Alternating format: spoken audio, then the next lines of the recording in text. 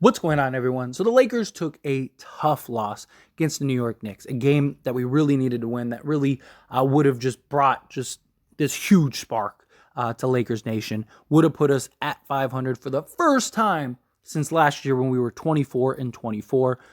But nonetheless, on the bright side, other teams lost, and we are currently sitting in ninth place.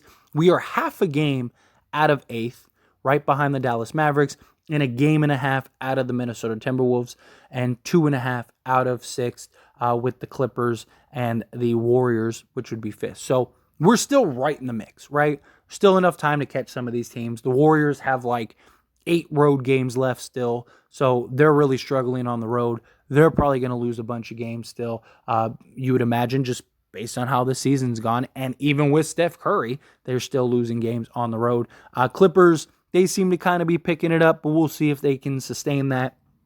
Suns are also an interesting play to look out for. We're 4 games behind the Suns, but they are really struggling, and who knows when Kevin Durant comes back. And we play the Suns twice, so that could be huge in and of itself as we move closer. But in general, right, we need to, at bare minimum, get to that 7th, 8th seed, right? We have a favorable schedule coming up, and we have a real opportunity here to make a push. We go on a 4-5 game winning streak, all of a sudden we're looking at the 6th seed.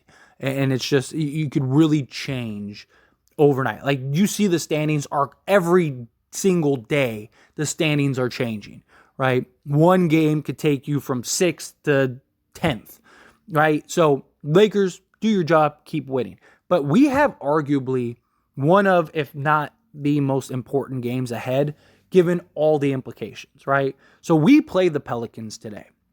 And right now, the Pelicans are sitting right behind us in 10th. We both are 33 and 35, but currently we have the tiebreakers over the Pelicans. Here's the thing, though.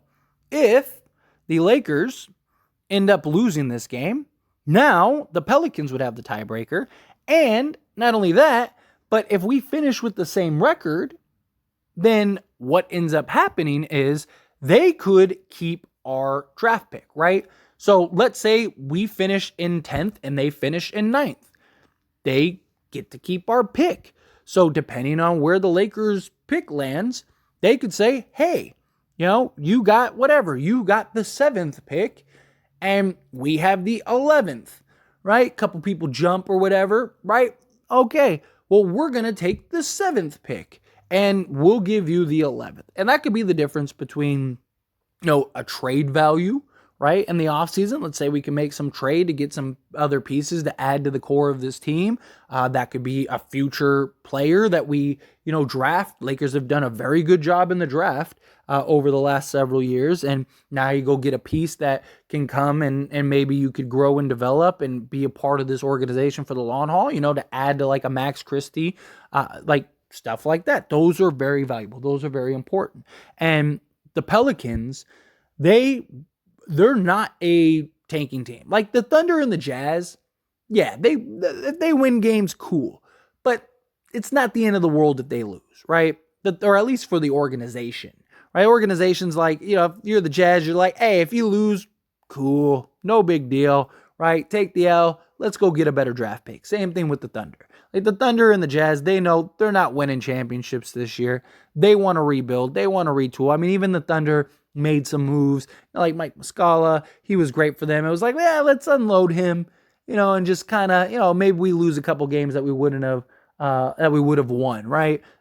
So again, those two teams, not as worried about, but the Pelicans are all in. Like, they want to get into the playoffs. They want to, and probably believe that they can win a championship, right? Zion's going to come back eventually, but we need to put an end to that right now and start putting some distance, right? We play the Jazz twice.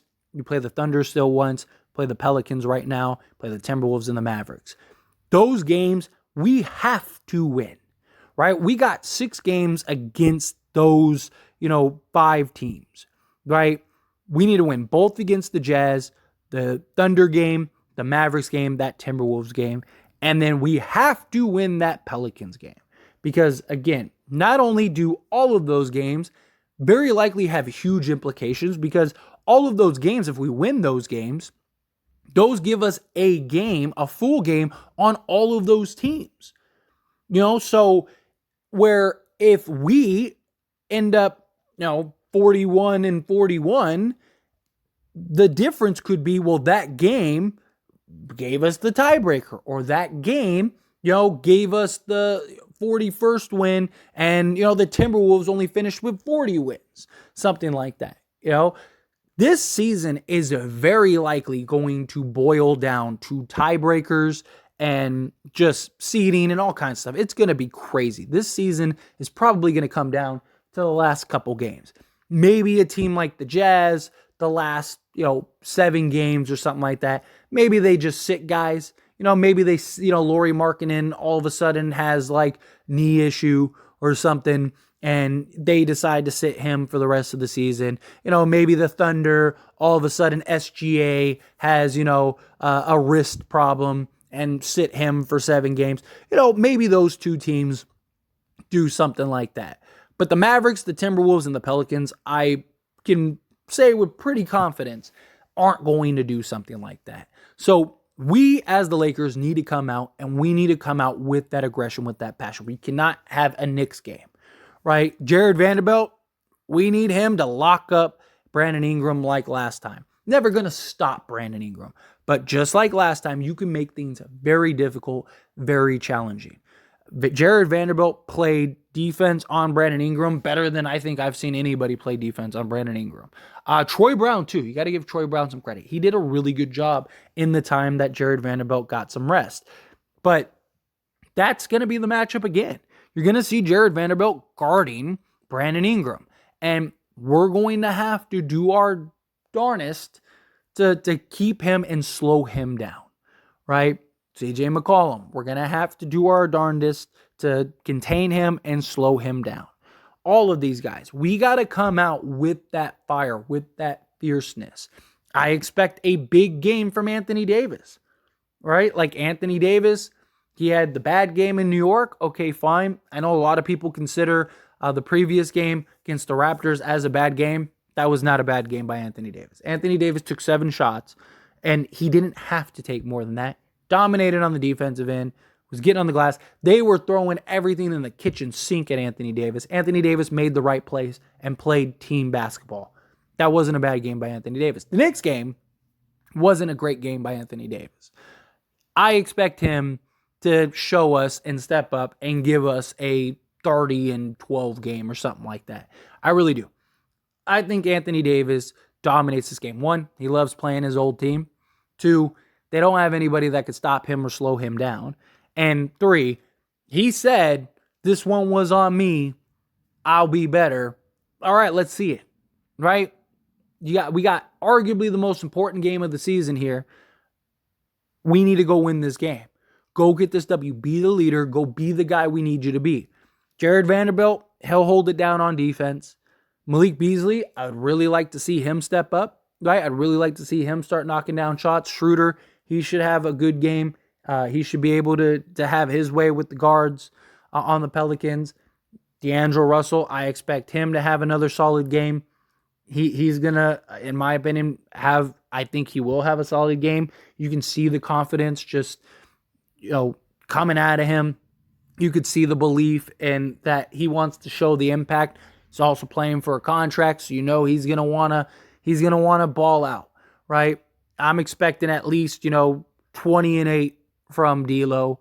I'm expecting 25 to 30 and 12 from AD. I'm expecting Jarred Vanderbilt do his darndest on Brandon Ingram. I need to see Malik Beasley start waking up, get some shots here. Dennis Schroeder, Austin Reeves, these guys need to step up. Rui Hachimura should be having his way with guys, right? This team needs to come back, step back up, and have a team. It was a bad loss. It sucked. It happens. Not a big deal. It's not the end of the world, right? Lakers are 12, and in their last 12 games are 8-4. You keep winning at that kind of rate, we'll be in the playoffs. We'll be fine, right? LeBron's going to come back, and he's on track to come back and be very likely around the Bulls game, or maybe that Timberwolves game is my guess. That's perfect, right? He gets to come back. we're off to the races. Let's go. Build some momentum, get into that playoffs, and let's go surprise one of these teams. I don't even know if it would really be a surprise because I think most people would take us over the Kings, the Grizzlies, and the Nuggets, right? So, again, we're there. We have the talent. We have the roster.